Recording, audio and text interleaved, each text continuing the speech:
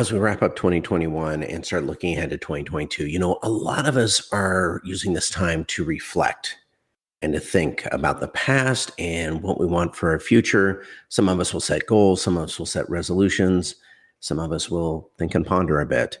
Now, sometimes when we get to midlife, we discover that the life we've created isn't the life we feel destined to live. Some of us just gut it out, counting the days until retirement when we can then take on the life that we want. Some make the leap, and others are pushed. James Burbage was very successful in his career, but he found it didn't bring him joy or happiness. He had always wanted a different path, but the way he describes it, he might have never made a change if life hadn't forced his hand. In a short period of time, his successful business collapsed and his 20-year marriage ended. Unwilling to die with unrealized dreams and goals, those setbacks gave him the courage to set his sights on a different life path. Now get ready, because James is redefining what's possible in his life and wants to inspire you to create the life that you've been wanting. In this episode, we talk about mindset, failure, persistence, refusing to lose, and outworking and out-hustling everything between you and your dreams. Are you ready to play bigger? Let's get started.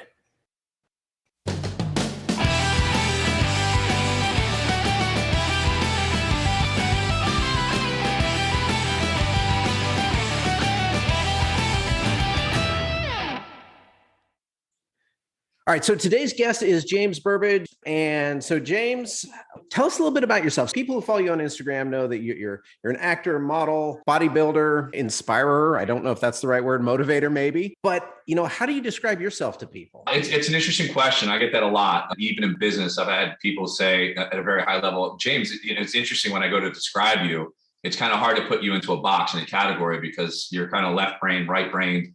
I have this business acumen, but I have this, creative side. So I don't like to define myself. I like to continue to grow and find new things that are challenges. And anytime something challenges me or someone says that I can't do something, I grow, because that's all I need is for someone to tell me it can't be done. I grew up with my father, who was a coach, and he was very influential in the lessons he taught me: be persistent, be consistent. It's not what you do when you're on top. It's when you get knocked on your butt that matters. That's what defines your character. And these little nuggets, little gems that he shared with me. And, I took them into business. That made me really successful. I started out as a cold caller. I was recruited by, two guys that I had racing BMX with. They were like 5 or 6 years older than me. And I bumped into them at Christmas time. And they said, "Hey, James, why don't you come to South Florida and sell commodities?" And I was like, "Commodities? I can't even spell it." And I mean, really? And they're like, "Look, you just got to pass this exam." And I hadn't been the best student, honestly, at studying. I was naturally, my teacher would always say, he's really gifted if he would just apply himself. Back then I didn't have the work ethic. I just, typical teenager. And I was the youngest of 6 kids. My dad was kind of gone and out of the picture until later in life, until my 20s. He left when I was 9. So I kind of ran wild, the youngest of 6. I had 5 older sisters. Mom was working at the post office, just trying to keep the lights on.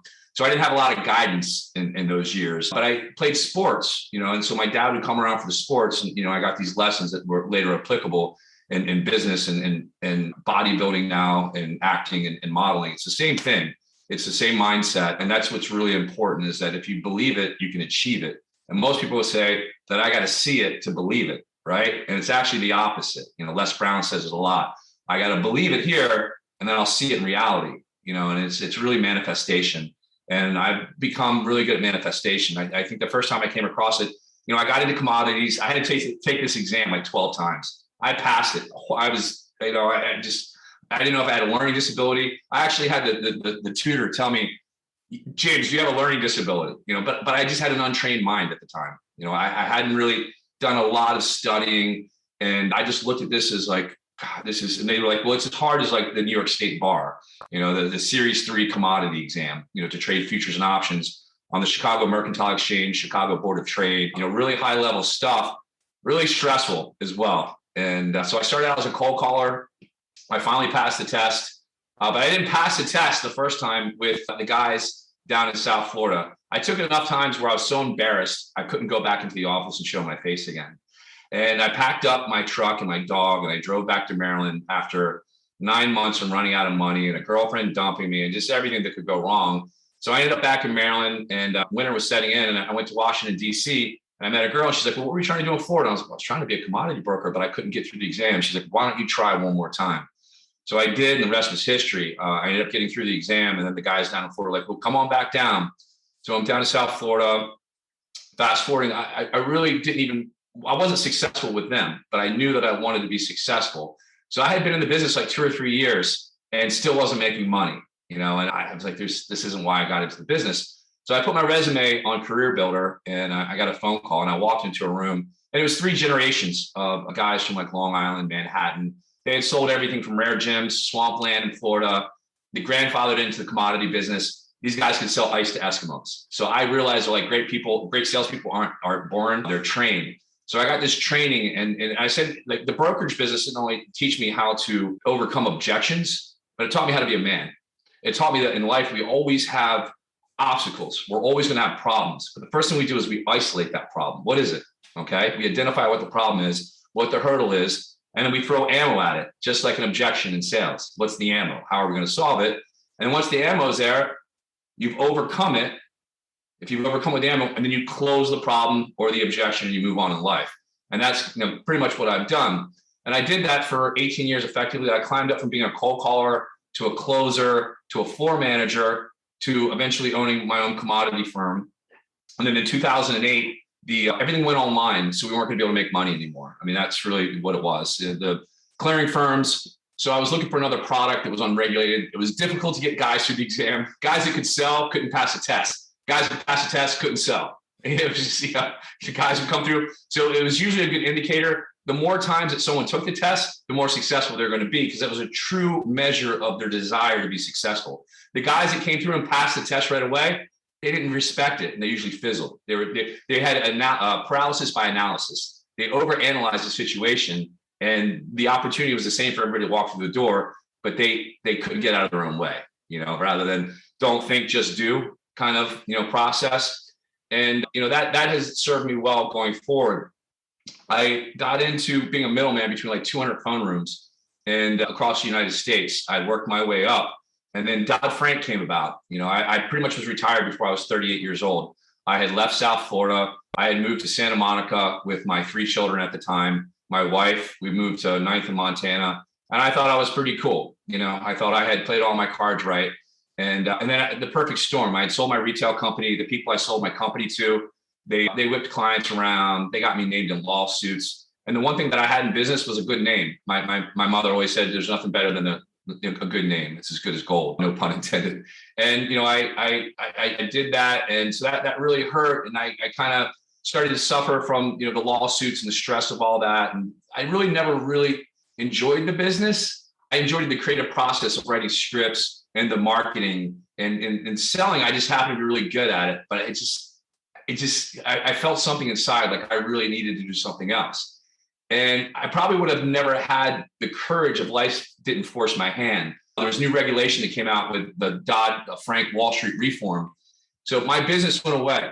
So I went from being semi-retired to starting over and literally losing everything. And I just didn't know what I was going to do. And, at this time I'm in my 40s, I'm now 40 years old, 41, 42 years old. So I know that I wanted to be in entertainment. I just didn't know how I was going to approach it. I knew that I could be a writer, if nothing else. I thought I had aged out, honestly, of pursuing an acting career in my mind. But I thought I could still use my business acumen and my skills to be a part of entertainment somehow, some way, and be creative and get involved with that. So I got here, and as soon as I got here, perfect storm. I had to backpedal to South Florida, and I had to resort back to working in an executive suite, going from CEO back to salesman. Picking up a script. Hello, my name is, once again, starting from scratch and clawing.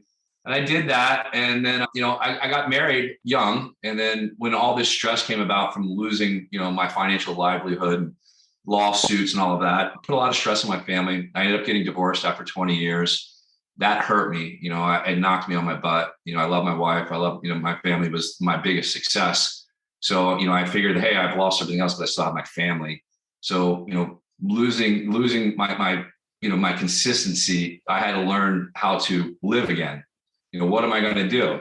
So that gave me the courage to say, hey, here's your chance to really pursue what you wanted to do and really go after it.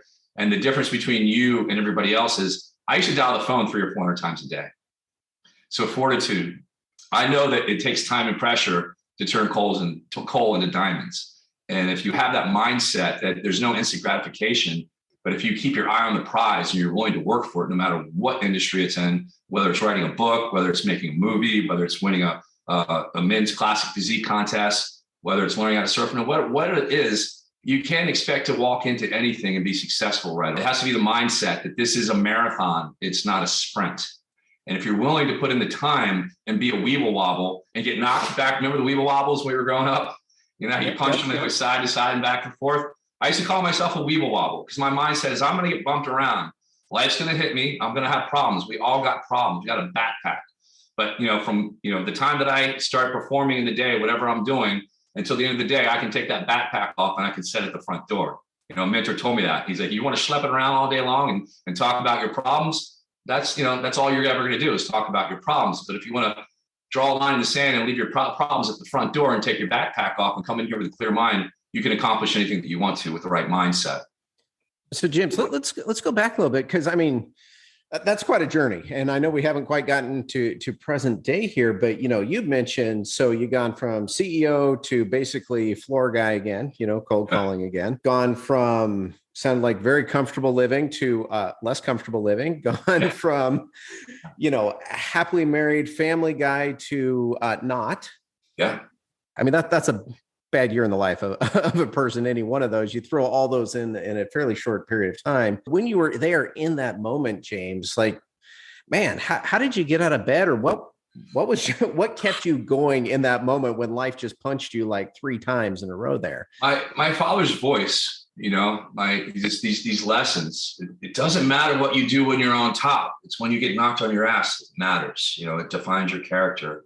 Pick yourself up, dust yourself off. You lose. Okay. You don't win every game, but what did you learn by losing? What were the lessons? Okay.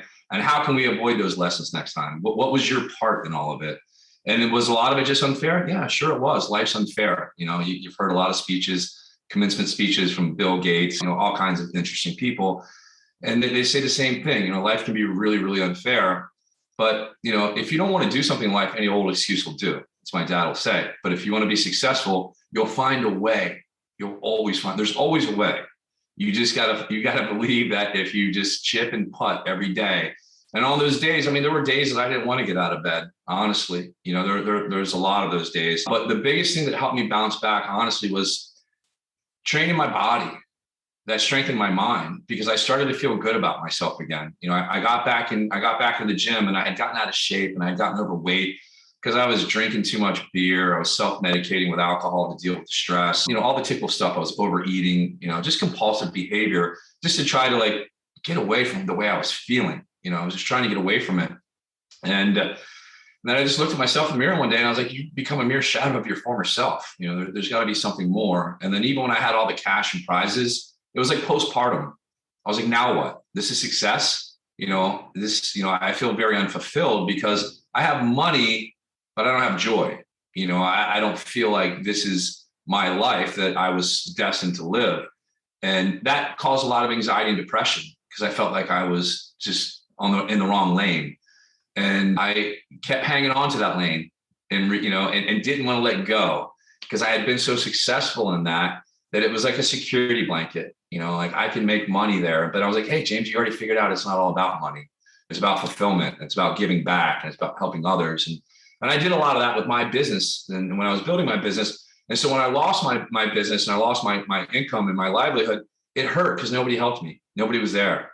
And I had paid people's rent. I had, gone out of my way to just to be, the kind of person that I'd like to work for. And so that taught me a lot of life lessons, that no one's going to come and save you. You got to save yourself. It doesn't matter how good you've been to people. If life knocks you down, you're responsible for you. You got to pick yourself up. You got to dust yourself off, and you got to get a blueprint. You got to put pen to pad. How do I get out of here? Is the door locked? Can I get out the window? I got to get out of here somehow. And I started to fill my mind with positive, every morning, motivational videos, a gratitude list, because I got to remember to stay grateful for what I do have, the God-given skills, the the heart, that I have, my brain, God has blessed me with intelligence. So rather than look at everything that was wrong, I took inventory of what I have and all the skill sets that life had given me. I'm like, well, where can I apply them where people think it's really hard to be successful? Like, well, it can't be anything much harder than dialing the phone 400 times a day to get a client, So I was like, well, acting, that's what you really wanted to do. Before you eventually got into this, you wanted to be an actor. And, I put together this whole business, and I was going to get back into financial services, and I had the company together, and I put it on the shelf. And my father died last November, 2 Novembers ago now. And it just, he was the only one I really had. He believed in me. He came to work for me in commodities. He was my biggest cheerleader, and he was my support system. So when I lost him, my mortality set in. I realized that I'm going to die. And I've lived half of my life already, God willing. Hopefully I get to live the second half, as much time. And it hit me in the heart. And I was like, there's so much unleft talent inside of me. There's so much left, so much more to give that I haven't contributed. And there's so much more to give back, and not so much me, but, I have found in life, by helping others get what they want, you tend to get what you want in return. It's the most amazing thing. But if you approach things with the I, self, me mentality, people see that, and they don't want to play with someone that's just out for themselves. And, it's my dad. I get it from my dad too. Like hitchhikers at the bottom of the bridge. There was a guy that everybody used to call a drunkard, but my dad would pick him up and take him to the flea market and put him to work. He's like, Bill's a good guy. He just got a problem, and he was always like that, and after basketball practice, all the boys didn't have a ride home. He would take that extra hour and a half to drop each boy at their house and just be of service, and kind of give back. And I saw the joy that gave him. So when he passed, I decided in my mind that I was going to finish everything that I decided in my life that I ever wanted to do, and that I was not going to let anything stop me. And I had been through so much pain and so much hurt that, it probably, the majority of the people that I know, they're like, I don't know how you made it through everything you made it through. It's admirable. And I said, well, when life hands you, a bad hand, you got two choices. You can give up or you can dig in. And I was taught to dig in. And so I just removed all the things, bad habits, stinking thinking. And I locked myself in a room pretty much from like 4 a.m. and just got my blueprint. I did that for 6 or 7 months. And when I came out of that room, that little office that I had locked myself into, I had a blueprint of where I wanted to go, exactly where I wanted to go and how I was going to get there. And the first thing was, my dad gave me Arnold Schwarzenegger's bodybuilding book when I was 12 years old. And we used to go to the gym. That was our quality time. So my dad died during COVID, and nobody even went to his funeral. So he didn't get any respect and no tribute. So I decided I was going to honor his life, getting into this fitness competition. We loved Arnold. We loved, the action movies in the 80s. That was our quality time. We watched Rocky, all the action movies, anything to do with Schwarzenegger or like Van Damme, any of the big action movies. We were even to wrestling. We used to go to like wrestling, the fake wrestling that everyone knows is fake, but that was like our thing. And movies, we went to movies on Fridays or Saturday nights when he would come and pick me up. That was our quality time. So I always associated that with happiness, like deep down, that was something that made me feel good.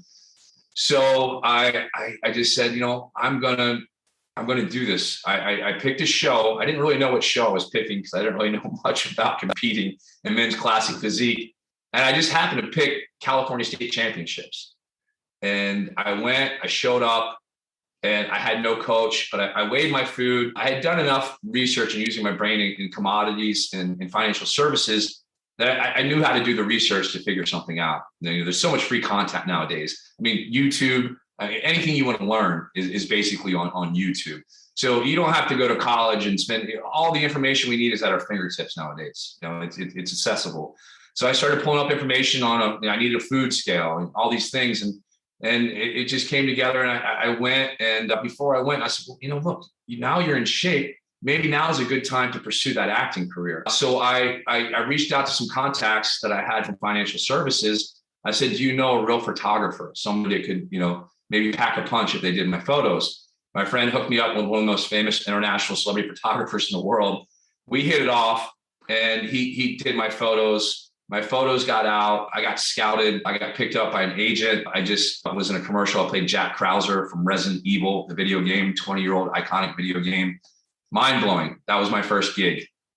People work their whole life, but I used my business acumen and my follow-up, and the same skill set was applicable here, because most actors, they don't understand to get after. They want to go and they deal with rejection. I dealt with rejection all day long. No was what I heard the majority of the time in my life. But I know that every no was one step closer to a yes. So you have to be callous to no in life, and failure is good, because if you're not failing, you're not growing. It means you're not trying. It means you're playing scared money, and scared money never made money. You're not out there. You're not risking anything. So you got to stick your neck out, and you can't be afraid to be laughed at. I'm curious, how do you differentiate between unfounded and useful criticism? Like, when you're dealing with rejection, you got to be thick-skinned, and yet some of it is helpful and some of it will just beat you down and crush you. How do you differentiate to use it to your advantage? Well, I always take the source. Okay. What has this person accomplished that's giving me negative stuff? And if it has zero value because they've done nothing, they've risked nothing, and they're just, someone that, it's the peanut gallery that likes to sit back and kind of poke and make fun, that it doesn't really, that's like water off a duck's back, and that's what I tell people. Like when I was in sales, you had to kind of get callous to negative people. And then, the constructive criticism, the day that I stop learning is the day that I need to hang it up, so you need to be open, because the only way I'm going to grow is if you're coachable. And that's the first thing that I need to find out when I'm working with people. Now, I'm going to be like working with other talent, because not only am I going to be an actor, but I'm going to help develop other actors, because that's what I'm really good at, is mentoring. So I'm going to help them with their photos, getting agents, their career management, because I know I might not be working all the time, and it could be difficult to sustain myself on an income of one. So what do I know how to do from sales? Build a downline.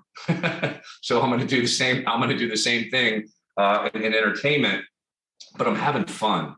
In my soul, my heart feels good, because I'm pursuing my passion, and I just never felt that way before in my previous career. And I had everything, and everybody's like, "Why are you unhappy?" Because it was not fulfilling. It wasn't what I was supposed to be doing. And everything internally, my internal compass was screaming outwards. But the rest of the world was like, you have this and you have that. These are all the things that people judge success. You're successful because you have money. Money doesn't make you successful. If you're happy, you're successful. That's what I deem as a successful person. Someone that's happy, whether they live in a 400 square foot space and they're a minimalist, and they have a very simple life. If they're happy and they're being of service and giving back, and they're not a taker, that's a successful person to me. You don't have to have a Porsche or a Rolex or anything because all of that is superficial, and you take that all away, and then you see what you're really dealing with, the human being, and what's behind those eyes, what's between those ears. And, typically the people that get it, they get it because they're like you, and I know that I'm not for everyone, but, mentors say, love me or hate me, I'm going to leave an impression, and that's the most important thing. And you can't be worried about being hated. You just got to be worried about leaving the impression, because the worst thing you can be in life is forgettable. And he said, if you're not standing on the desk, pitching like naked with the whole room laughing at you, then you're not trying hard enough, so don't be afraid to get laughed at. Don't be afraid to go against the grain, because that's it. We're all so concerned about what everyone else thinks that paralyzes us from like accomplishing our dreams and sticking our butt out to get spanked, or sticking our neck out to get chopped off. And that's what it takes. It takes you got to put it on the line and say, laugh at me, make fun of me. Think about, all the celebrities and how they get trolled and all this stuff like that. You got to turn it off, because those voices don't matter. The only voice that matters is this one, the one that's talking to you, your voice. I can. So when I get up in the morning right now, not to procrastinate on anything, I say, do it now 50 times. When I go to bed at night, before I go to sleep, I say, do it now 50 times. And it's just these, like how people can negatively talk themselves out of doing things. You can change that tape, take it out, put a new one in, and, new, because, I had been through so much when I was young that I had become half empty, but being in the brokerage business, reprogramming for my mentors to be, I can, I will. Everything can be overcome. We just got to figure out what the solution is. There's usually an answer. If you believe you can find an answer, or you can freak out and say, oh, the house is burning down. Nothing's working out. Nothing ever works out for me. Oh, poor me. Why me? Life's unfair. Or you can say, hey, life is unfair, but I'm going to have a positive attitude no matter what happens to me. And I'm not going to react. I'm going to respond. Okay. And sometimes I'm not even going to respond. I might sit with it a little bit and then really figure out what the next move is, because not everything needs a response right away, and sometimes that first response is the wrong one. So if you can kind of sit with, what's your next move, it'll come to you if you can get really quiet. And those are two really big things that have really changed my life: meditation and breath work. I struggled with anxiety and depression. I struggled when I was young. I had social anxiety that would set in, and it was crazy because I was class president. I was voted like most popular when I was in 8th grade. Something that from the outside people would never know, but I was struggling internally with anxiety and depression. I mean, I would literally not be able to go to bed some days, and not go to school some days. I couldn't face people. I would go to a store, and for someone that everyone viewed as such an extrovert, it was painful. And it was my dirty little secret. I didn't want to tell people that, like, hey, sometimes I'm so fearful that I can't even walk in a store, so I stuffed that for a really, really long time until I found the tools. And now that I've learned to get quiet at this age, and I think when we're younger men too, we're so we're so just, go, and we kind of tap it as we get a little older. And we get some life experience, and we get a little quieter, and we kind of block out the noise, and we start to listen to ourselves a little bit more. And as we're in our 20s and we're 30s, we're so eager to please everyone else, And then as we get into our midlife, into our 40s and our 50s, we realize that all those people we were trying to please and we thought were paying attention to us, they were never even looking at us. They weren't really even concerned with what we were doing. That was our self-absorption. So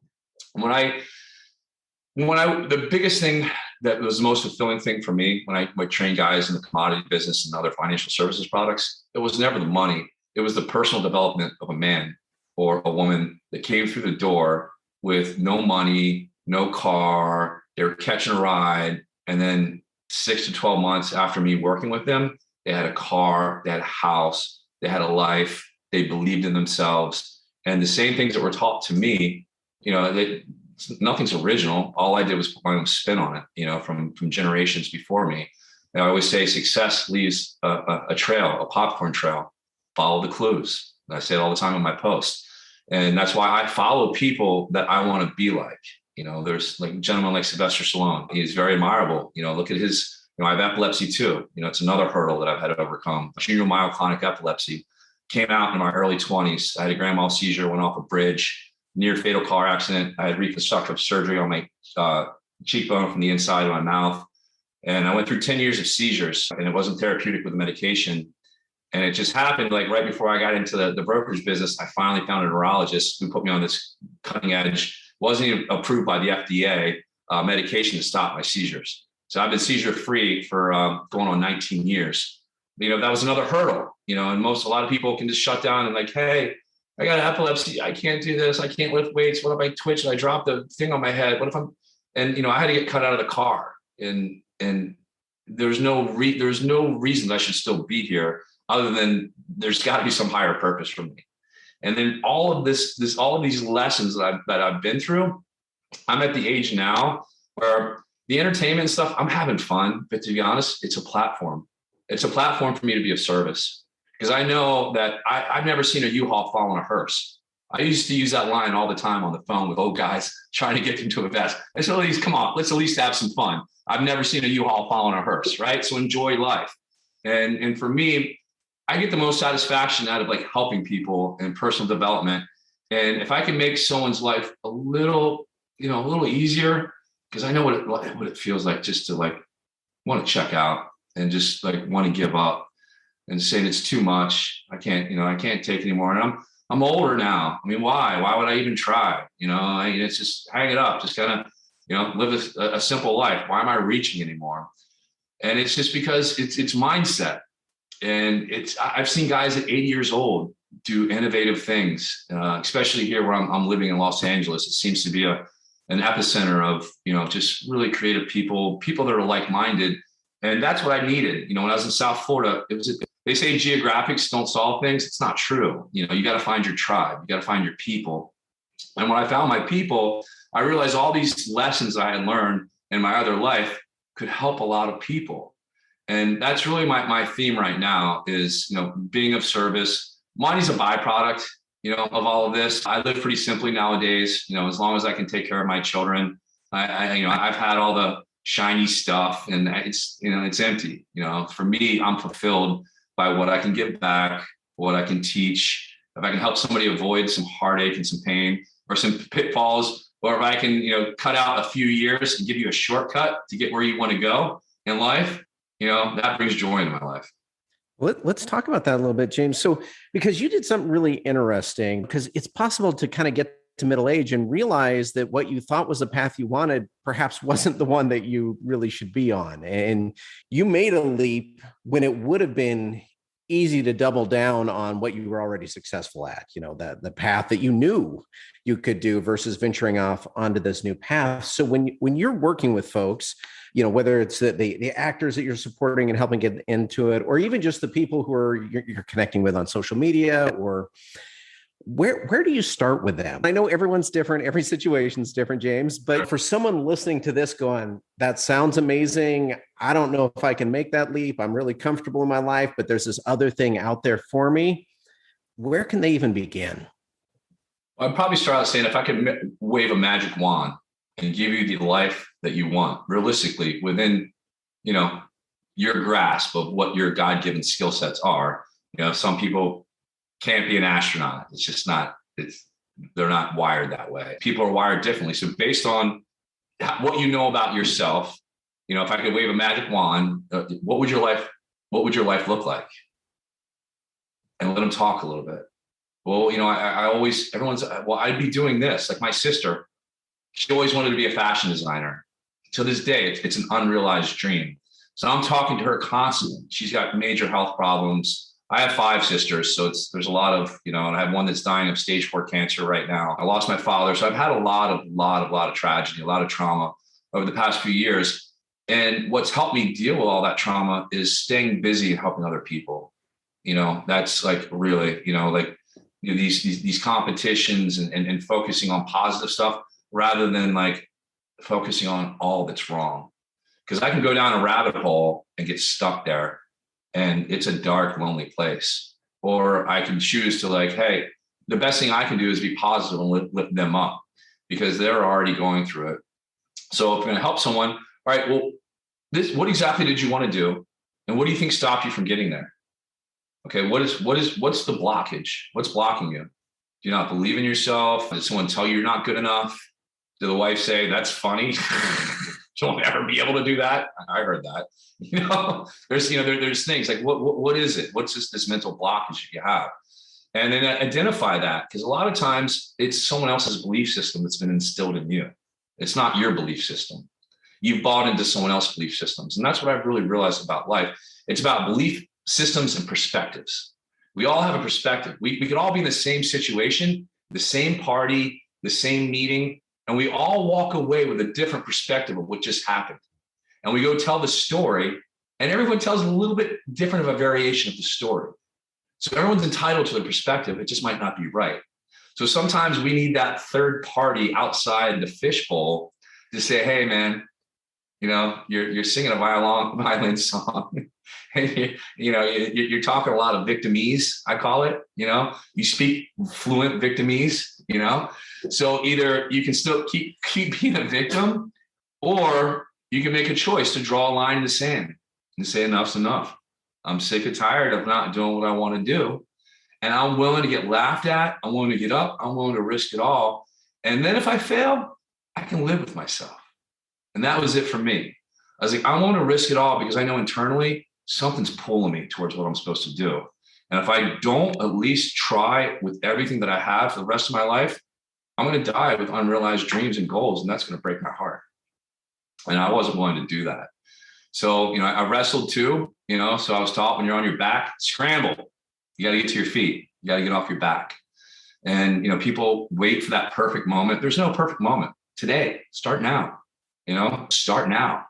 That's it. You know, Les Brown, I follow him a lot. Just, you know, I look at his, you know, where he started with nothing, learning disabilities, and, you know, becoming one of the most famous, you know, motivational speakers in the world. And Les says it's the start that stops the most with anything. It's the start that stops the most. So just start, whatever it is. It's you know, it's compounded effort daily. And if you know that, like if you're, you know, and I got the analogy from another mentor, you think of it as a big dam, okay? And you're chipping with a little hammer on that dam. But if you keep chipping, you're going to get a crack in that dam. And then eventually it's going to spider web, and then the water's going to come flowing through. So if you come in with that mentality that you've got a mining hat on and a picking hat, and I'm going to have to chip and putt every day. I'm going to have to keep chipping on that wall. But eventually that wall is coming down. And I'm willing to stay like a weeble wobble side to side and believe in myself until it does. And there's going to be a lot of voices along the way that, wow, why don't you get a real job? You really want to work on commission? Oh, you want to be an actor? Oh, that must be really tough. These are all the comments that people make because they haven't had the courage to go out and pursue their dreams. Or it's an opinion. And my dad said opinions are like buttholes. We all got one and they all stink. You know what I mean? So you got to really look at who's giving you the advice. Okay. If someone's giving me advice and they're very successful, that means they're happy, then I'm going to listen to them. If someone has $1 billion, but they're miserable, I'm not going to listen to them because they don't have what I want. I listen to people that have what I want. You know, a great example would be Robert Downey Jr., you know, a guy that went through the ringer, you know, picked himself up, dusted himself off, literally lost everything, was uninsurable by all of the studios.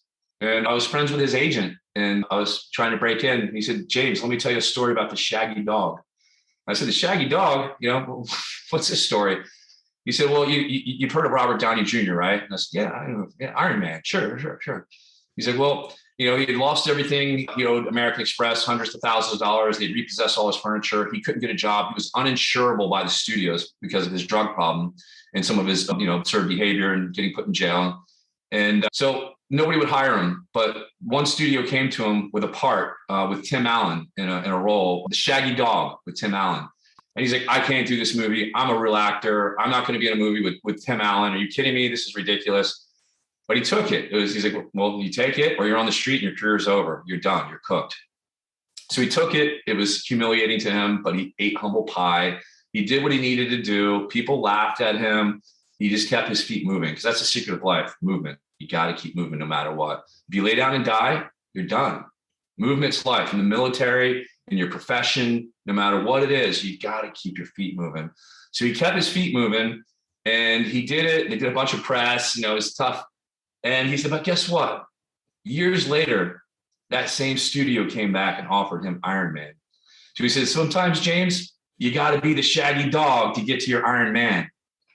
And that just kind of rang true with me. You know, you're not going to have glory all the time. You know, so in times of, you know, when no one's clapping for you, you got to clap for yourself and know that that's the only person that you've got to account if you're accountable to at the end of the day, because you're the only person that matters. And if you're looking for, you know, to be approval of everyone else for you to find happiness, you're never going to find it because you're never going to be approved by everyone ever. So you just got to say, I have my people get me. Not everyone's going to get me. The people who support me, let's go. Let's do this together. Strength in numbers. Okay. Let's support each other. You know, I believe love is the answer. If you love people, I believe if you're authentic, you know, everyone walks around with a mask on, so concerned about being judged. But when you've been where I've been in life and knocked as hard as I've been knocked, and, you know, the things that I've had to overcome, I just don't care anymore. I don't care what people think. And in that freedom, you can accomplish anything because you don't go out and like feel like I'm being judged by the world or everyone's going to laugh at me if I fail or, you know, and this is it. And, you know, I have started up so many little businesses in between that, hey, I thought everything I would touch would turn to gold because I had so much success before, but I've had a lot of failure in between, you know, between that success and where I'm at now. But I always say fail forward. You know, you're going to fail. Keep failing. Failing is good. You know, failing isn't failing. It's learning. It's practice. The more you fail, it's the more you're practicing. Just like when I took that exam. So by the time I finally took that commodity exam, guess what I got on the test? I took it until I got 100%. So then they thought I cheated. I had to go through a whole thing. They had to change the test. I was like, are you kidding me? You know how many hours I've spent on this thing? I have it memorized. I've taken this test more than any man in history. So it just goes to show you, you know, like I wasn't successful the first time, the second time, I failed the third time, the sixth time, the 11th time, but the 12th time, I got 100%, you know, and it's no different than anything you do in life. So you got to be willing to fail a lot. And if you're not failing, if you haven't failed lately, it means you're not trying. It means you haven't done anything, you know, and everybody always likes to talk about what they used to do. You know, hey, all these successes I used to have. My biggest question to people is right now, what do you got going on now? Yeah. All right, that's great. So what do you got? What are you doing now? You know, you know, if you're, no ship is more lost than without a port of destination. You know, we always need something to strive for, something to reach for. If not, we as human beings, we go internal, we go inside, and then we start with the internal conflict. So I find that, you know, for me, it's not so much about collecting cash and prizes and material things. It's more about building people, collecting accomplishments that took my breath away. So on my final day, I can say, wow, I did all those amazing things, you know, and accomplishments. And then, you know, the feeling that I leave people with, you know, what I did, you know, how I helped them. And that's, you know, when you talk about great people like Martin Luther King, like, you know, John Kennedy, like, you know, all these great people that just, you know, really had an impact on people. It's what they gave back. It's not what they took. And, you know, that just really clicked. And that's something that's really clicked for me in like the past 24 months. And I was kind of always that way. And that's why a lot of people that I grew up with liked me. Because I just, you know, I took everyone as face value. I wasn't like, well, you're from this crowd. I can't be friends with you. Oh, you're from this ethnicity. I can't be friends. You know, I've always loved people. I mean, all people, until a point where I didn't love people because I felt so jaded and so kind of, you know, beat around by life. But if you come from a loving place of sincerity, usually you can take down people's walls. And then you feel, you know, you don't look at all the differences. You start to see all the similarities. And you realize that we're not so different. We're all the same. And if you can help people with what you've learned in life, then that's beautiful. And to me, I get more satisfaction out of that than any role I'll ever play, you know, and all of this is just giving me a platform to reach a lot of people. And, you know, that's why I'm here. And the acting stuff is fun. It's creative. I love creating. And that's why I liked my business before, because I like the marketing aspect. You know, it's cool. And I used to have the same. I'm happy when I'm creating. I'm miserable when I'm maintaining. You know, I find happiness in the creating, happiness when I'm training for an event. But if I'm maintaining something, I need next. Next, my favorite word. Next and more. Well, you know, before we wrap up here today, James, you know, even before we started recording, we are just chatting a little bit, and you were talking, this whole episode's really been about mindset, but you were also talking about kind of the frequency to the mindset. And I'd love to have you explain that a little bit more. Like, what did you mean by the frequency, and how do you get into the frequency that, you know, sustains the direction you're going? You know, it's the messages that you're playing in your mind, and it's the information that you're putting into your mind. You know, the first thing I do, I get up at 3:00 every day. I meditate, I get quiet, so the answers that I'm looking for can come to me. I read motivational stuff. I read Eckhart Tolle. I read Exhale, growth books. I'll spend that time. I will go on YouTube. I will listen to Zig Ziglar, Les Brown, Tony Robbins, coaches, you know, anything that I can fill my mind to get to that frequency, because that's what it all is. That's the secret. You know, if you believe you can, you can. It really is. If you believe you can't, you can't. You know, it's really that simple. We make it so much more difficult than it is. And I got the book. What really turned me on to that, I was struggling and I wasn't successful and I wasn't selling in the commodity business. And somebody gave me the book, The Secret, in 2008. And I came across The Secret. So I created a vision board on my desk, and I put the truck that I wanted, you know, because I was a country boy from the Eastern Shore of Maryland. So I wanted a pickup truck back then. I wanted the Ford F-150. So I put that Ford that I wanted up on the, you know, up on my vision board, the house, the watch, the car, all that kind of stuff that when you're young, 20 something or like 30 something, that's what you want. That's what you're chasing. You think that's success. And then I looked around one day and I had a $30,000 watch on this arm and a $30,000 watch on this arm because I was bi-coastal. So I thought it was cool, right? I was cool and trying to impress people. I had the car, way better cars that I had. I had everything that I wanted on that vision board. And I realized that everything that I had worked for came true. And I showed up in a bad Marshall shirt and tie combo with a floppy dress shoe with the front of it. You see, it was so worn out because I wore those and I ate hot dogs every day for lunch. And I had a ride to work with a guy that really loved country music. That wasn't my favorite at the time, with no air conditioning in South Florida. An hour and a half to work every day, from Jupiter, Florida to almost North Miami. So it was, you paid the price. And that's what I would say, like the input equals the output. So if you're not sacrificing anything, success is also about sacrifice. Do I want to go out on Sunday night and hang out with the guys and shoot pool and have some beers? Or do I want to prepare for Monday morning and prepare for battle? And it's just like Kobe Bryant, when they talk about the difference between Kobe and Shaq, and Shaq had all this natural ability, but he was more into like not training and getting heavy in the off season. And Kobe never took his eye off the ball. He was always training. He was always preparing for greatness. He had that mindset. Okay. I'm going to do the work. This is what it's going to take for me to get better. And, when all right, everyone else set your standards, set your own standards. Everybody else gets to work at 9:00. I'm going to get there at 8. I'm going to get that extra hour to prepare for the day. So when the bell rings, I'm way ahead of everybody else. So outwork, out hustle. That's what I learned from sports. If you want to be better than everybody else, you're going to have to put in more time. It's no different than any goal. Like, men's classic physique. I know that I'm training harder than anybody else is training. I train twice a day.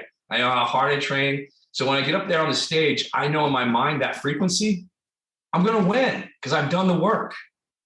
That's the frequency. It's the belief. You hit that frequency because you've removed all of the BS, all of the negativity, all of the bad habits, all of the excuses, and you have one maniacal flaw. I refuse to lose. And when you get that mindset, it's magic, man. You can accomplish anything. I refuse to lose. It might take me 10 years, okay? It might happen a lot later in life than I anticipated that it'll happen, but if I keep my eye on the prize, it's going to happen. Yeah, that's a pretty refreshing thought in today's just kind of instant social media culture. Everything's presented as being overnight, instantaneous. Influencer, sure. Hey, I'm not going to work for a living. I'm just going to, be on Instagram and make a living. And I expect it to happen right away. And I looked at all those overnight successes, from, the music industry. Every entertainer that I knew, a lot of them didn't get involved. Morgan Freeman is an example. 48 years old, 45, 48, when he actually, started really acting. He'd been in a crack drug house. He had really not a productive life. And then he pulled his life together and look at who Morgan Freeman is now. And it happened about the age that I am now. So I looked at examples like that and I looked for the popcorn trail. Okay. All right. He did it. All I need is to see that somebody else did it. Okay. If this guy can do it, then I can do it. And if somebody else did it, and then even if they haven't, well, maybe I'm a little different. Maybe I have the stuff. Maybe I'm the innovator. Maybe I'm the guy that changes the game, but you're not going to be that if you don't believe that. You got to it's got to start with you. So if you're running around looking for validation from everyone else about who you are or what you should be, look at the guy in the mirror. It's a checkup from the neck up. What do you want? And what do you want to do for it? Because if you want to be successful as bad as you want to breathe, you'll do anything. You'll do whatever it takes. And if not, you're just a talker that likes to talk and tell people what you want to do. You want to talk, it's just conversation. Dreams without goals and a timeline and action plan are just dreams. That's all they'll ever be. A nice dream, But if you want to accomplish your dream, get a blueprint. How am I going to get there? What's the timeline? What happens if it takes longer? Am I going to get sad? What's my mindset going to be? Is it going to be I refuse to lose? Or if I hit the first hiccup in the road, am I going to break down and fold up like a cheap beach chair? Or am I just going to hey, it is what it is. This is what I committed to. I don't care how bad it gets. The only way I'm leaving is in a body bag, or a straitjacket because I've lost my mind, but I'm not giving up. There's no way. And I'm going to come with complete confidence And the opportunity is going to come because it's just the law of averages. You can't keep doing the same thing over and over again without getting the result that you're looking for. It's eventually going to happen. It's not going to happen when you want it to. That's not how life works. It's going to happen when you least expect it. But if you're working, and that's why I say, the harder you work, the luckier you get, because we make our own luck. I really don't believe in luck. I believe in placement and timing. Placement and timing are huge. You got to put yourself in the right place at the right time with the right skill sets. There's a time where the business I was in before, if I had tried to do that the last few years, I wouldn't have been successful because that wasn't the marketplace. So even though I had all these skill sets, it wasn't the time for that. So right now, look, you want to be an actor? You don't even have to go to auditions anymore. You can do it from anywhere in the world. It's called self-taping. You don't have to be in Los Angeles. You can have a huge acting career from anywhere in the world right now. So it's like COVID has just ruined things. It's made so many things, but it's also created a lot of good. There's you got to look for the good. You got to look for the silver lining. If we always want to look and just, because that's what we've been programmed to do with the news and just, all the overstimulation and the dopamine from Instagram and everything. It's like, we're spun, that's why I say get quiet sometimes, turn it off. I find myself on social media too much, but it's also because I'm going somewhere and I know the tool that it's a free marketing tool at the end of the day, Yeah. And it's also a free platform to me be able to reach someone in the UK or in Australia or somebody that I would never meet and be able to encounter. So the world truly has gone global. So you now have more opportunity than you've ever had in your life. So if you want to shut down and say, COVID's ruined everything, I just don't know what I'm going to do now. And I'm older and I've had some failures and the last thing didn't work out, then you're going to get stuck in that chicken soup that's just not going to taste very good. And at the end of the day, that's all it really is. It's just chicken soup. It's simple ingredients. It's not overly complicated. But as human beings, we like to overly complicate things with all these what ifs and cleaning up the wreckage of the future or hanging out in the past about why I wasn't successful with the last deal. Every opportunity stands on its own 2 feet. That's it. So this is it. I don't care what happened yesterday. What are you doing right now? And what are you willing to do to get there? Right there, James, I think that's a nice mic drop moment. We'll leave it right at that. And this has been a phenomenal conversation. I really, really enjoyed this, James. So where can people find more about you? Where can they learn more from you? Where can they get more of these insights that you're getting? Yeah, I think I'm going to be doing a podcast as well, but I'm going to start that. But I right now I'm doing a lot on James Burbage 777 at Instagram. And then I'm doing a lot of stuff that has to do with health, just, focused. It's Epic, EPIQ Health at Instagram, Epic Health. And that's where I'm just sharing free content. A lot of people have to pay trainers. They don't have money. I have a lot of knowledge about nutrition, about training. Obviously, I know a little bit because I just won second in the California State Championships for men classic physique, the entire state of California. It's a pretty big state. And then I just got third in nationals for the whole country for the USA for men's classic physique. And I'm going to keep running until I get first. I got my eye on first place. So, I'll be sharing a lot of free content in regards to working out. I'm working with a couple of high school football players right now, young men that are coming up, and I want to be the guy that I needed, the guidance. So I'm sharing, different drills that they could do for the position, talking about nutrition, posting different workouts. So it'll be a lot of free content and then also a big thing that's really, really, really close to my heart is mental health awareness. Like I said, I've struggled with depression at my time, at different times in my life. And I know how dark it can be. And you don't want to tell anybody that you're suffering because you're embarrassed and you think you're just so different. And it's just, you're not. We all struggle, some worse than others. We're all going to struggle at some time, but there's resources. There really is. And if you don't have your mental wellness, you have nothing, because you can build and be as successful as you want to be, but you're just going to tear it all down because you're going to think you don't deserve it. You got to love yourself. You got to be happy, So I think more than physical fitness, more than anything, it starts with mental health awareness and making sure that you're doing everything that's necessary. And, there are so many support systems nowadays. There are so many apps, there are so many resources, when we're the same age, relevantly the same age. So, growing up, we didn't have those resources. Men were supposed to eat their feelings. That's what men do. We eat your feelings, get on with it, make it happen. That's what men do. They just suffer and pay the bills and take care of the family and stuff like that. And it's, I think a lot of, COVID has really kind of opened people's eyes to how many of us actually suffer and struggle. And, I don't know anyone that's ever done anything with a perfect life going on at the time.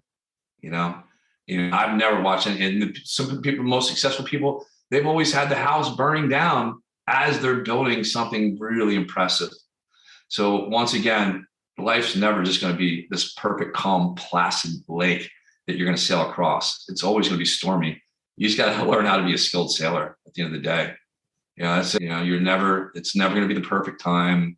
It's, the assumption that, life is just, you're going to grow. You got to have intent, you got intent and you're going to grow. If not, we get stunned. And then people, hey, I went to school, I went to college, and that's it. And I have my life, but, I'm not continuing to grow anymore. It's called the assumption gap. I read that in a book recently. Where is that book? I would like to share that with you before we go, because this is John C. Maxwell, 15 Invaluable Laws of Growth.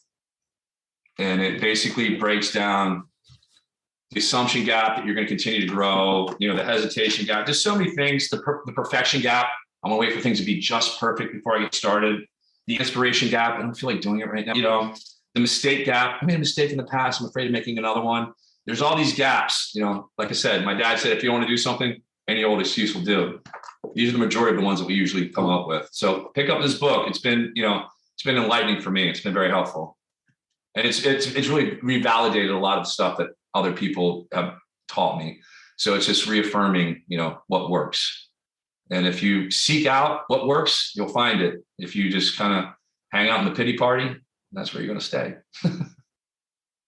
Well, fantastic. I appreciate the book recommendation, James. Always looking for new books to pick up that'll, kind of help out, especially with that mindset. So James, awesome having you on today. Really appreciate it. Thank you for having me. I really appreciate it. I really enjoyed it. I really did.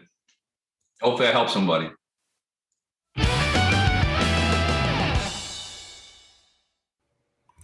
Thank you so much for listening today. And as we're thinking about reinventing our lives, I don't know if you caught the previous episode or not with Laura Freeman Williams, but I highly recommend listening to it. She went from being happily married for over 20 years to blindsided by her husband's affair. Divorced, she began a midlife journey of breaking out of her cocoon, rediscovering and reinventing herself. And in that episode, we talk about the process for her and her new book called Available, a memoir of sex and dating after a marriage ends. So the episode is not really about relationships. I mean, we talk about relationships a lot, but it's really more about how those changing relationships were a catalyst for finding and becoming the person she didn't know she was. Also, again, we now have listeners in 45 different countries and continue to grow, primarily from word of mouth. So please keep sharing the episodes you love with your friends. And if you enjoyed this episode or any of the episodes, please leave a quick review. And you can do that at www.lovethepodcast.com/midlife mastery. It's just lovethepodcast.com/midlife mastery. And by leaving a review, it really lets me know what you enjoy about the show so that I can keep improving it. And it helps others learn about the show so more people can get that information, that inspiration, those ideas for creating a phenomenal midlife. Thank you so much.